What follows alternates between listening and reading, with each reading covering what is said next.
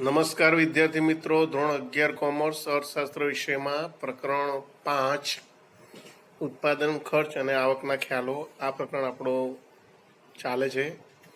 આ પ્રકરણની અંદર આપણે સૌથી પહેલાં પ્રકરણની અંદર જે વિવિધ મુદ્દાઓ જેની ચર્ચા કરવાની છે એના વિશેના ખ્યાલની આપણે ચર્ચા કરી. આ ઉપરાંત પ્રસ્તાવના જોઈ અને પ્રસ્તાવના પછી ઉત્પાદન ખર્ચ એટલે શું, ઉત્પાદન ખર્ચના વિવિધ ખ્યાલો એના વિશે આપણે ચર્ચા કરી. ઉત્પાદન ખર્ચના જુદા જુદા ખ્યાલો કયા, તો કે 3 ખ્યાલો: વાસ્તવિક ખર્ચ, વૈકલ્પિક ખર્ચ. આપણે એના વિશે ચર્ચા કરી ગયા લેક્ચરમાં કે ભાઈ વાસ્તવિક ખર્ચ કોને કહેવાય. ત્યારબાદ વૈકલ્પિક ખર્ચ એટલે શું, વૈકલ્પિક ખર્ચની માપનની મુશ્કેલીઓ, નાણાકીય ખર્ચ એટલે શું, એના વિશે ચર્ચા કરી. હવે આજે આપણે કેટલાક ટૂંકા પ્રશ્નોની ચર્ચા કરીશું અને ત્યારબાદ મોટા પ્રશ્નો તરીકે પૂછાય એવા પ્રશ્નની પણ ચર્ચા કરીએ. તો કે સૌથી પહેલાં અહીં આગળ ખર્ચને સમયના સંદર્ભમાં રજૂ કરવામાં આવતું હોય છે. તો કે સમયગાળાના આધારે ટૂંકા ગાળામાં નાણાકીય ખર્ચને રજૂ કરવામાં આવે છે. અહીંયા સમયના સંદર્ભમાં ખર્ચને 2 ભાગમાં વહેંચી શકાય છે: ટૂંકો ગાળો અને લાંબો ગાળો. તો અહીંયા નાણાકીય ખર્ચને ટૂંકા ગાળાના સંદર્ભમાં રજૂ કરવામાં આવે છે. તો કે કેવી રીતે? તો કે ઉત્પાદનના કેટલાક સાધનો એવા હોય છે કે જેના પ્રમાણમાં સહેલાઈથી ફેરફાર કરી શકાય છે. ઉત્પાદનના સાધનોમાં વધારો ઘટાડો અથવા એક્સચેન્જ કરી શકાતા હોય છે. ઉત્પાદનના સાધનનું પ્રમાણ બદલાતા ઉત્પાદનનું પ્રમાણ પણ બદલાય છે. બરાબર કે જેમ કે કાચો માલ, વધારાના શ્રમિકો, બળતણ વગેરે એવા સાધનો છે કે જેનો ટૂંકા ગાળામાં બદલી શકાતું હોવાથી તેને અસ્થિર સાધનો તરીકે ઓળખવામાં આવે છે. આ સાધનોને બદલી શકાય છે એટલે સાધનોને પણ આપણે 2 ભાગમાં વહેંચી શકીએ: સ્થિર સાધનો અને અસ્થિર સાધનો. તો કે આ કાચો માલ કે એમાં આપણે વધારો ઘટાડો કરી શકીએ છીએ. વધારાના શ્રમિકો, જો શ્રમિકો આપણને વધારો હોય તો ઓછા કરી શકીએ છીએ, ઓછા હોય તો વધારી શકીએ છીએ. બળતણ, ઉત્પાદનની પ્રક્રિયામાં જો આપણે ઉત્પાદન ઓછું કરતા હોય તો બળતણની જરૂર ઓછી પડે, ઉત્પાદન વધુ કરતા હોય બળતણ વધારે જરૂર પડે, તેમાં વધારો ઘટાડો થઈ શકે છે. તો આવા જે ટૂંકા ગાળામાં આવા સાધનોની ફેરબદલી કરી શકાય છે એને આપણે અસ્થાયી સાધનો તરીકે ઓળખવામાં આવે છે, અસ્થિર સાધનો તરીકે ઓળખી શકાય. આવા સાધનો પર થતા ખર્ચને અસ્થિર ખર્ચ તરીકે ઓળખી શકાય છે. એ જ રીતે યંત્ર સામગ્રી, કારખાનાનું મકાન, વહીવટી સ્ટાફ વગેરે સાધનોના પ્રમાણમાં ટૂંકા ગાળામાં કોઈ ફેરફાર કરી શકાતો નથી. તો આવા સાધનોને સ્થિર સાધનો કહે છે અને તેના ઉપર થતા ખર્ચને સ્થિર ખર્ચ કહે છે. હવે તમે જોઈ શકો છો કે ભાઈ યંત્ર સામગ્રી, કારખાનામાં આપણે અહીંયા આગળ ચાલો કે ભાઈ 50 લાખનું મશીન, બરાબર કે ભાઈ 30 લાખનું કે 50 લાખનું કે 1 કરોડ રૂપિયાનું જે મશીન યંત્ર લાવીને ગોઠવ્યું છે ઉત્પાદનની પ્રક્રિયા માટે, તેને આપણે વારંવાર બદલી શકતા નથી. આવા યંત્રોની કિંમત ખૂબ મોટું મૂડીરોકાણ કરવામાં આવ્યું હોય એનું, તેને કારણે આવા સાધનોને આપણે વર્ષમાં કે 2 વર્ષે કે 3 વર્ષમાં બદલી શકતા નથી. અને એ રીતે આપણે કારખાના માટે જે જગ્યા નક્કી કરી હોય, મકાન, જમીન લીધું હોય, એ પણ આપણે વારંવાર બદલી શકતા નથી. બરાબર. વહીવટી સ્ટાફ, જે આપણે કામ માટે રોકેલા સાધનો, જેમાં શ્રમિકોની વાત કરીએ છીએ, શ્રમિકો તરીકે સ્ટાફ જે મેનેજર કહીએ છીએ, સુપરવાઇઝર કહીએ છીએ, તો આવા લોકોને પણ આપણે વારંવાર ફેરબદલ કરતા નથી. તો આ લોકો કાયમી ગણાતા હોય છે. તો આનો ટૂંકા ગાળામાં ફેરફાર કરી શકાતો નથી, એટલે કે સ્થિર સાધનો કહેવાય છે અને એમની પાછળ જે થતો ખર્ચ એને સ્થિર ખર્ચ તરીકે ઓળખાય છે. તો તમને વિદ્યાર્થી મિત્રો આમાં ખ્યાલ આવી ગયો હશે સ્થિર ખર્ચ કોને કહેવાય અને અસ્થિર ખર્ચ કોને કહેવાય. હવે એ જ રીતે સમયગાળાની વાત કરવામાં આવે તો કે ટૂંકો ગાળો. પરીક્ષામાં તમને આવો પ્રશ્ન પૂછવામાં આવે કે ભાઈ સમયનો ટૂંકો ગાળો એટલે શું? બરાબર. તો એનો જવાબ યાદ રાખવાનો કે સમયનો ટૂંકો ગાળો કોને કહેવાય. તો કે સમયનો એવો ગાળો કે જે દરમિયાન પ્લાન્ટ, યંત્ર સામગ્રી, મકાન વગેરે જેવા સાધનો પેઢીમાં સ્થિર રહે છે, પરંતુ કાચો માલ, શ્રમિકો, વીજળી વગેરે જેવા અસ્થિર સાધનોનું પ્રમાણ વધારી કે ઘટાડી ઉત્પાદનમાં વધારો કે ઘટાડો કરી શકાય છે. બરાબર. એને ટૂંકા સમયગાળા તરીકે ઓળખવામાં આવે છે. બરાબર. ટૂંકમાં કહેવું હોય તો કે સમયનો ટૂંકો ગાળો એટલે એવો ગાળો કે જે ગાળામાં પેઢીના કદમાં ફેરફાર કરી શકાતો નથી, પરંતુ તેની સ્થાપિત ઉત્પાદન શક્તિનો ઉપયોગ કરીને ઉત્પાદન વધારી શકાય છે. બરાબર કે સમયનો ટૂંકો ગાળો એટલે એવો ગાળો કે જે દરમિયાન પેઢીમાં કેટલાક સાધનો સ્થિર હોય છે, દાખલા તરીકે પ્લાન્ટ, યંત્ર સામગ્રી, કારખાનાનું મકાન વગેરે. બરાબર, એને આપણે બદલી શકતા નથી, એ સ્થિર જ રહેતા હોય છે. પરંતુ અસ્થિર સાધનો કે જેવા કે કાચો માલ છે, શ્રમિકો છે, વીજળી વગેરેનું પ્રમાણ વધારી ઘટાડીને આપણે ઉત્પાદનમાં વધારો ઘટાડો કરી શકાય છે. તો એને આ ટૂંકા સમયગાળા તરીકે ઓળખાઈ શકાય છે કે ભાઈ ટૂંકા ગાળામાં આવા અસ્થિર સાધનોનો આપણે ફેરફાર કરીને ઉત્પાદન ખર્ચમાં વધારો ઘટાડો કરી શકીએ છીએ. તો એ રીતે બીજો એક પોઈન્ટ છે કે સમયનો લાંબો ગાળો એટલે શું? તમને એવો પ્રશ્ન પૂછવામાં આવે કે ભાઈ સમયનો લાંબો ગાળો એટલે શું? તો કે સમયનો લાંબો ગાળો એટલે એવો ગાળો કે જે ગાળા દરમિયાન પેઢીના બધા સાધનો અસ્થિર હોય છે, એટલે કે આ સાધનોમાં ફેરફાર કરી શકાય છે.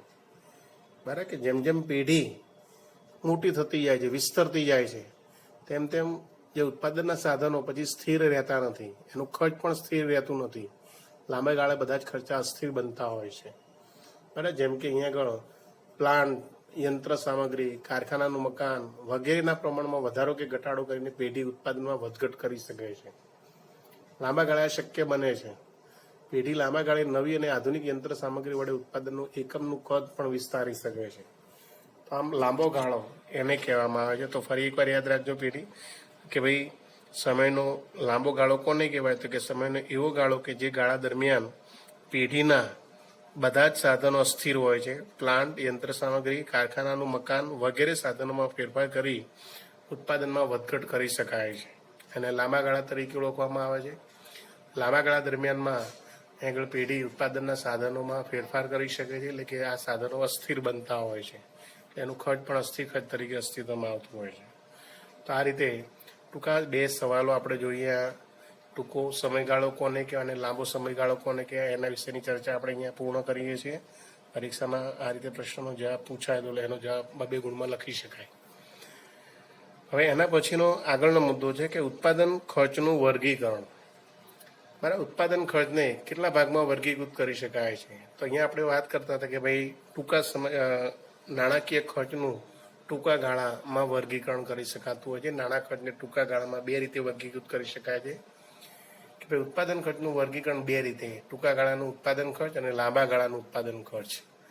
એ ટૂંકા ગાળાનું ઉત્પાદન ખર્ચ કે જેને 2 ભાગમાં વિભાજિત કરી શકાય છે: સ્થિર ખર્ચ અને અસ્થિર ખર્ચ. પછી આ સ્થિર ખર્ચના ખ્યાલ ઉપરથી સરેરાશ સ્થિર ખર્ચનો ખ્યાલ અસ્તિત્વમાં આવે છે. અસ્થિર ખર્ચના ખ્યાલ ઉપરથી સરેરાશ અસ્થિર ખર્ચનો ખ્યાલ આવે છે. તો આ રીતે ઉત્પાદન ખર્ચનું વર્ગીકરણ 2 પ્રકારે થતું હોય છે. યાદ રાખજો કે ભાઈ ટૂંકા ગાળાનું ઉત્પાદન ખર્ચ અને બીજું લાંબા ગાળાનું ઉત્પાદન ખર્ચ. ટૂંકા ગાળાનું ઉત્પાદન ખર્ચ જેને 2 ભાગમાં સ્થિર ખર્ચ અને અસ્થિર ખર્ચ. સ્થિર ખર્ચના ખ્યાલ ઉપરથી સરેરાશ સ્થિર ખર્ચ અસ્તિત્વમાં આવે છે, અને અસ્થિર ખર્ચના ખ્યાલ ઉપરથી સરેરાશ અસ્થિર ખર્ચ તરીકે અસ્તિત્વમાં આવે છે. તો આપણે આજે એક નવા સવાલ તરફ જઈએ છીએ. પરીક્ષામાં તમને આ રીતે પ્રશ્ન પૂછવામાં આવે કે ભાઈ સ્થિર ખર્ચ એટલે શું? સ્થિર ખર્ચનો ખ્યાલ આકૃતિ દ્વારા એની સમજૂતી આપો, એવો પ્રશ્ન પૂછાય. તો સ્થિર ખર્ચ કોને કહેવાય? તો કે સમયના ટૂંકા ગાળામાં ઉત્પાદનનું પ્રમાણ વધે, ઘટે કે શૂન્ય થાય, પરંતુ ખર્ચમાં કોઈ ફેરફાર થતો ન હોય તેવા ખર્ચને સ્થિર ખર્ચ કહે છે. વિદ્યાર્થી મિત્રો, આ વાક્ય નીચે અંડરલાઈન કરજો. આ વાક્ય આ સ્થિર ખર્ચની વ્યાખ્યા છે. તો વ્યાખ્યા તરીકે યાદ રાખજો ફરી એકવાર: સમયના ટૂંકા ગાળામાં ઉત્પાદનનું પ્રમાણ વધે, ઘટે કે શૂન્ય થાય, પરંતુ ખર્ચમાં કોઈ ફેરફાર થતો ન હોય એવા ખર્ચને સ્થિર ખર્ચ કહે છે. સ્થિર ખર્ચને ઓવરહેડ ખર્ચ તરીકે પણ ઓળખવામાં આવે છે. યાદ રાખજો, સ્થિર ખર્ચ બીજા કયા નામે ઓળખાય છે? તો સ્થિર ખર્ચને ઓવરહેડ ખર્ચ પણ કહે છે. ટૂંકા ગાળામાં સ્થિર ખર્ચને ઉત્પાદનના પ્રમાણ સાથે કોઈ સંબંધ હોતો નથી. કારણ કે આપણે હમણાં જ કીધું કે ભાઈ આ ટૂંકા સમયગાળામાં ઉત્પાદનનું પ્રમાણ વધે તો ખર્ચ વધે કે ઘટે કે શૂન્ય થાય, પરંતુ ખર્ચમાં કોઈ ફેરફાર થતો નથી. એટલે અહીંયા આગળ ખર્ચ સ્થિર રહેતું હોય છે. ઉત્પાદનનું પ્રમાણ વધે, ઘટે કે કોઈ શૂન્ય થાય, પણ અમુક જે નક્કી થયેલું ખર્ચ હોય એ થતું જ હોય છે, એટલે એ સ્થિર ખર્ચ કહેવામાં આવતું હોય છે. દાખલા તરીકે તમે ઉદાહરણ સમજીએ આપણે કે જેમ કે સ્થિર ખર્ચમાં કારખાનાની જમીન, મકાનનું ભાડું, મૂડીનું વ્યાજ, કાયમી સ્ટાફનું વેતન, મિલકત વેરા, બધા વીમાના પ્રીમિયમ વગેરેનો સમાવેશ થાય છે. આ બધા ખર્ચ એ કેવા ખર્ચ છે તો કે સ્થિર ખર્ચ તરીકે ઓળખાય છે. બરાબર, તમે સમજી શકો છો કે આ ખર્ચ સ્થિર ખર્ચ શા માટે કહીએ આપણે?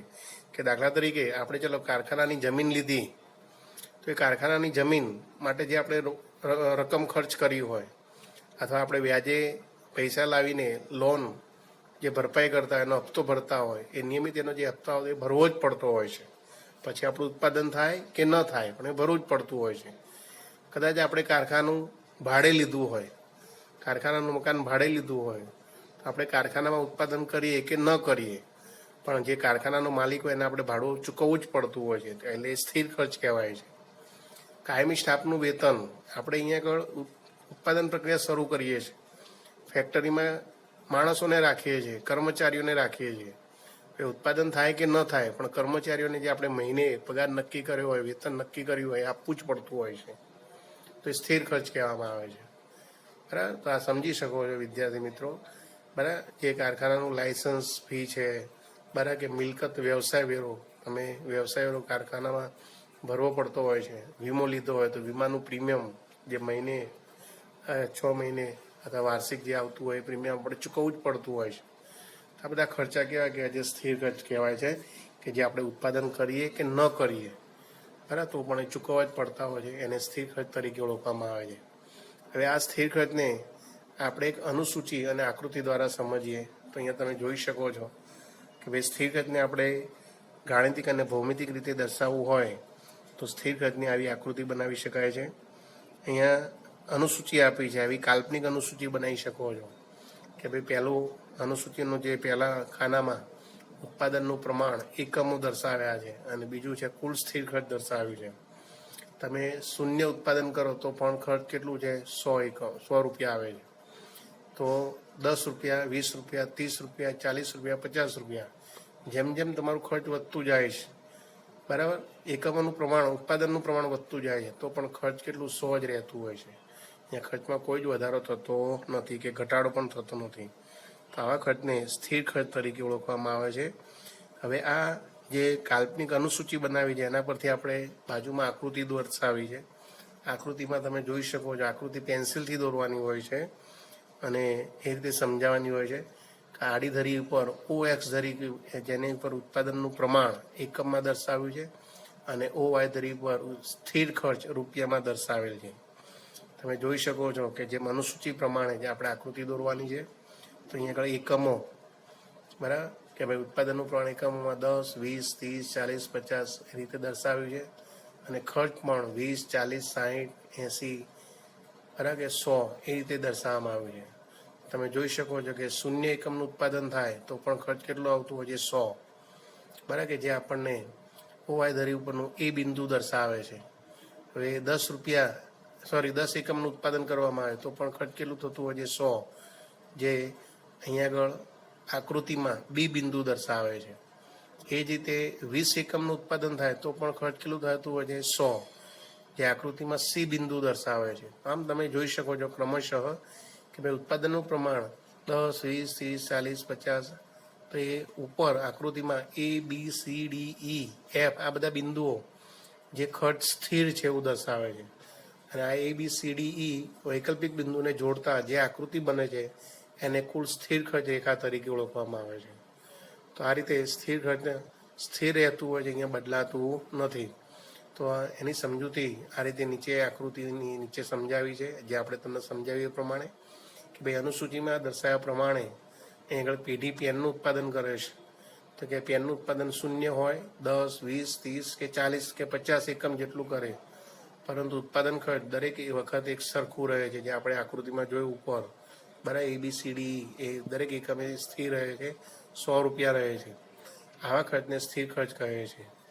આકૃતિમાં OX ધરી પર ઉત્પાદનનું પ્રમાણ OY ધરી પર ખર્ચ રૂપિયામાં દર્શાવેલ છે. આકૃતિમાં દર્શાવ્યા પ્રમાણે શૂન્ય હોય, 10 હોય, 20 હોય, 30 હોય, 40 હોય, 50 એકમ હોય તો ખર્ચની રકમ પણ 100 જેટલી સ્થિર રહે છે. બરાબર, આ આકૃતિમાં જે કુલ સ્થિર ખર્ચની રેખા પાયાની ધરીને સમાંતર રહે છે. પાયાની ધરી એટલે OY જે ધરી છે, બરાબર, એ OY ધરીની આડી ધરી એટલે કે OX ધરીને સમાંતર રહે એમ કહેવાય છે. તો આમ એક આ મુદ્દો યાદ રાખવાનો ભાઈ સ્થિર ખર્ચની રેખા હંમેશા કેવી તો કે સ્થિર હોય છે, એને ટીએફસી અહીંયા આગળ એટલે કે ટોટલ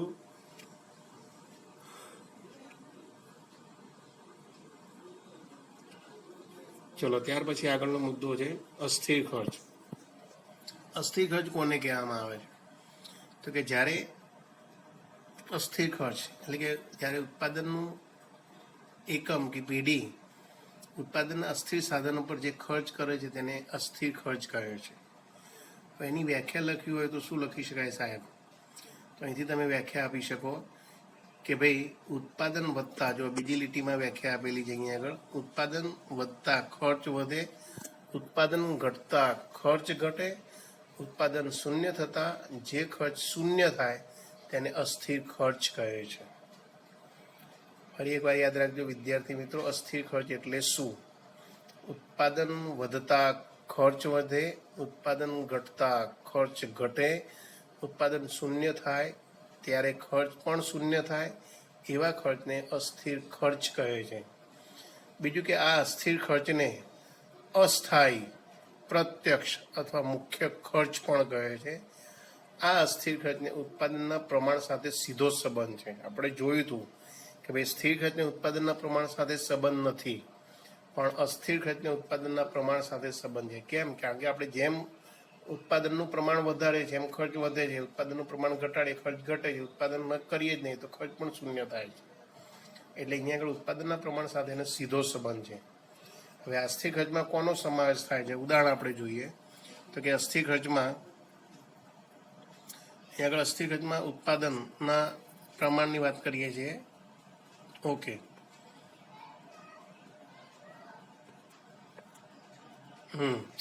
કે ભાઈ અસ્થિર ખર્ચમાં દાખલા તરીકે કાચા માલની કિંમત, બળતણનું ખર્ચ, વીજળીનું બિલ, વાહન વ્યવહારનો ખર્ચ, શ્રમિકોનું વેતન, ઉત્પાદન વેચાણ પરના વેરાનો વગેરેનો સમાવેશ થાય છે. કારણ કે આ બધા જે ખર્ચ છે એ અસ્થિર ખર્ચ કહેવાય છે. શા માટે? દાખલા તરીકે તમારે વધારે ઉત્પાદન કરવું હોય તો કાચા માલની આપણે જરૂર વધારે પડતી હોય છે, કાચા માલની કિંમત આપણે વધુ ચૂકવવી પડે છે. એ જ રીતે જો વધુ ઉત્પાદન કરીએ તો બળતણનો ખર્ચ પણ વધારે આવે છે, કારણ કે આપણે ઉત્પાદનની પ્રક્રિયા જો લાંબા સમય સુધી ચાલુ રાખીશું તો વીજળીનું બિલ પણ વધારે આવે. બરાબર, ઉત્પાદન ખર્ચ વધુ થાય છે, બરાબર, વીજળીનું બિલ પણ વધુ આવે છે. વાહન વ્યવહારનો ખર્ચ, જો તમે ઉત્પાદન વધારે કરો, એની વેચાણ પ્રક્રિયા બજારમાં વધારે થતી હશે તો વાહન ખર્ચ વધારે આવશે, અને જો તમે ઓછું ઉત્પાદન કરશો તો વાહન વ્યવહાર ખર્ચ ઓછો આવશે. ઉત્પાદન કરશો જ નહીં તો વાહન વ્યવહાર ખર્ચ શૂન્ય આવશે. એ જ રીતે શ્રમિકોનું વેતન, તો આપણે ઉત્પાદન પ્રક્રિયામાં જો શ્રમિકો વધુ ઉત્પાદન કરવા માટે વધુ શ્રમિકોને રાખીશું તો વધારે વેતન ચૂકવવું પડે. જો આપણે ઓછું ઉત્પાદન કરીશું તો ઓછા શ્રમિકો, તો ઓછું વેતન ચૂકવવું પડે. બરાબર, તો આ રીતે ઉત્પાદન વેચાણ ઉપરના વેરાઓ એ પણ વધારે ઉત્પાદન કરીએ તો વધુ વેરા ચૂકવવા પડતા હોય, ઓછું ઉત્પાદન કરીએ તો ઓછા વેરા ચૂકવવા પડે. તો જેમ જેમ આ રીતે ઉત્પાદન વધે છે તેમ તેમ આ બધા ખર્ચાઓ પણ વધે છે, તેથી તેને અસ્થિર ખર્ચ તરીકે ઓળખવામાં આવે છે. તો આ રીતે સ્થિર ખર્ચ અને અસ્થિર ખર્ચ વચ્ચેનો તફાવત માત્ર સમયના ટૂંકા ગાળાના સંદર્ભમાં જ શક્ય બને છે. લાંબા ગાળે આવા સ્થિર ખર્ચ અને અસ્થિર ખર્ચ હોતા નથી. લાંબા ગાળે બધા જ ખર્ચા અસ્થિર બનતા હોય છે. બરાબર, તો આ બાબતને પણ એક અનુસૂચિ અને આકૃતિ દ્વારા સમજાવી શકાય છે. તો અહીંયા પણ તમે જોઈ શકો છો કે જેમ આપણે સ્થિર ખર્ચની અનુસૂચિ જોઈ હતી એમ અહીંયા આગળ અસ્થિર ખર્ચની અનુસૂચિ છે. અસ્થિર ખર્ચની અનુસૂચિમાં તમે જોઈ શકો ઉત્પાદનનું પ્રમાણ એકમમાં દર્શાવ્યું છે, બાજુમાં કુલ અસ્થિર ખર્ચ દર્શાવ્યું છે. અહીંયા આપણે કીધું એ પ્રમાણે અસ્થિર ખર્ચ છે ને એ કેવું છે તો કે ઉત્પાદનના પ્રમાણ સાથે સંબંધ ધરાવતું ખર્ચ છે. અસ્થિર એટલે અહીંયા ખર્ચ પણ અસ્થિર જ હોય. એટલે અહીંયા શૂન્ય એકમનું ઉત્પાદન કરો ત્યારે ખર્ચ શૂન્ય છે. તમે 10 એકમનું ઉત્પાદન કરો તો ખર્ચ 80 રૂપિયા જેટલું છે. તમે વધુ એકમ એટલે કે 20 એકમનું ઉત્પાદન કરો છો તો 150 જેટલું ખર્ચ વધારે થાય છે. તો આ રીતે અહીંયા આગળ જેમ જેમ એકમોના પ્રમાણમાં વધારો કરીએ છીએ એમ ખર્ચમાં પણ વધારો થતો જાય છે. નીચેથી આપણે ઉપર આવીએ જેમ જેમ આપણે એકમોનું પ્રમાણ ઘટાડીએ તો ખર્ચમાં પણ ઘટાડો થાય છે. જો શૂન્ય ઉત્પાદન કરો તો ખર્ચ પણ શૂન્ય થતું હોય છે. આ તે કોષ્ટકમાં તમે જોઈ શકો છો અસ્થિર ખર્ચ આ રીતે દર્શાવી શકાતું હોય છે. બરાબર, તો અહીંયા આગળ અનુસૂચિ જોતા આપણને જોઈ શકાય છે કે ભાઈ 30 એકમ સુધી અસ્થિર ખર્ચ ઘટતા દરે વધે છે, કારણ કે શરૂઆતમાં વધતી પેદાશનો નિયમ લાગુ પડે છે અને 30મા એકમ બાદ ઘટતી પેદાશનો નિયમ લાગુ પડતો હોય, તેથી અસ્થિર ખર્ચ વધતા દરે વધે છે. એટલે અમુક હદ સુધી ખર્ચ સ્થિર ઓછું આવતું હોય છે, પણ પછી આપણે જો વધુ ઉત્પાદન કરવા માટે જઈએ તો ખર્ચ વધતું જ હોય છે અને એને કારણે ખર્ચ અસ્થિર ખર્ચ વધારે આવતું હોય છે. તો એ બાબત અહીંયા સમજાવી શકાતી હોય છે. હવે અનુસૂચિ પરથી આપણે આકૃતિ દોરીએ તો આકૃતિ આપણને આવી કંઈક મળે છે. ચોપડીમાં જોઈ શકો છો આકૃતિ કે ભાઈ આકૃતિમાં OX ધરી પર ઉત્પાદનના એકમો એટલે કે ઉત્પાદનનું પ્રમાણ એકમમાં દર્શાવ્યું છે અને OY ધરી પર અસ્થિર ખર્ચ રૂપિયામાં દર્શાવ્યું છે. અહીંયા તમે જોઈ શકો છો, બરાબર. અહીંયા જેમ જેમ ઉત્પાદન વધે છે એટલે કે 10, 20, 30 તેમ તેમ કુલ અસ્થિર ખર્ચ પણ 80, 150, 210 એ રીતે વધે છે. તમે જોઈ શકો છો આકૃતિમાં. દાખલા તરીકે તમે શૂન્ય ઉત્પાદન હોય તો ખર્ચ પણ કેટલું છે? શૂન્ય છે, જે આકૃતિમાં તમે જોઈ શકો છો. પછી આકૃતિમાં એ રીતે અનુસૂચિ પ્રમાણે 10 એકમનું ઉત્પાદન થતું હોય તો ખર્ચ 80 છે, જે એ બિંદુ દર્શાવે છે આપણને.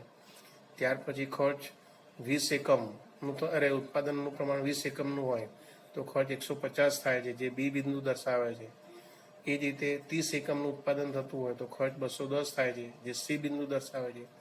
તો આમ ક્રમશઃ ABCD જે આ દર્શાવતી રેખા એ કુલ અસ્થિર ખર્ચ રેખા અસ્તિત્વમાં આવે છે. અને આ અસ્થિર ખર્ચ રેખા કેવી છે? વાંકી ચૂકી છે, બરાબર. જે સ્થિર ખર્ચની રેખા આપણે જોઈ હતી કે સીધી હતી, પાયાની ધરીને સમાંતર હતી, પરંતુ અહીંયા આગળ ઉત્પાદનના પ્રમાણ સાથે ખર્ચમાં પણ ફેરફાર થતો હોવાને કારણે અહીંયા આગળ અસ્થિર ખર્ચ રેખા આપણને સીધી પ્રાપ્ત થતી નથી, પરંતુ આ રીતે વાંકી ચૂકી પ્રાપ્ત થતી જોવા મળે છે. તો આ રીતે ટૂંકા ગાળામાં સ્થિર ખર્ચ નિશ્ચિત હોય છે, પરંતુ અસ્થિર ખર્ચ બદલાતું રહે છે. આ ખર્ચ ઉત્પાદન સાથે સીધી રીતે સંકળાયેલ હોવાથી પ્રોફેસર માર્શલ અસ્થિર ખર્ચને મુખ્ય ખર્ચ તરીકે ઓળખાવે છે. તો વિદ્યાર્થી મિત્રો, આપણે અહીંયા આગળ મહત્વના બે ખ્યાલો, સ્થિર ખર્ચ એટલે શું અને અસ્થિર ખર્ચ એટલે શું, એના બંને ખ્યાલોની ચર્ચા કરી. આપણે આકૃતિ સાથે એની ચર્ચા કરી. આના પરથી પરીક્ષામાં તમને તફાવત પણ પૂછાતો હોય છે કે ભાઈ સ્થિર ખર્ચ અને અસ્થિર ખર્ચનો તફાવત સમજાવો, તો એની ચર્ચા પણ તમે આના પરથી કરી શકો છો. તો આ પ્રશ્ન પરીક્ષામાં 3 ગુણમાં પણ પૂછાઈ શકે છે અને 5 ગુણમાં પણ પૂછાઈ શકતો હોય છે. તો એ રીતે પ્રશ્નને આપણે તૈયાર કરવાનો છે અને યાદ રાખવાનો છે. હવે આના પછીનો જે ખ્યાલ છે કુલ ખર્ચ એટલે શું, એ કુલ ખર્ચની ચર્ચા આપણે નેક્સ્ટ લેક્ચરમાં કરીશું. તો અહીંયા સુધી આપણે રાખીએ છીએ સ્થિર ખર્ચ કોને કહેવાય અને અસ્થિર ખર્ચ કોને કહેવાય. ઓકે, આ પ્રશ્નનો જવાબ લખી અને આકૃતિ પણ સારી રીતે દોરી અને તૈયાર કરી જવો. Okay, thank you.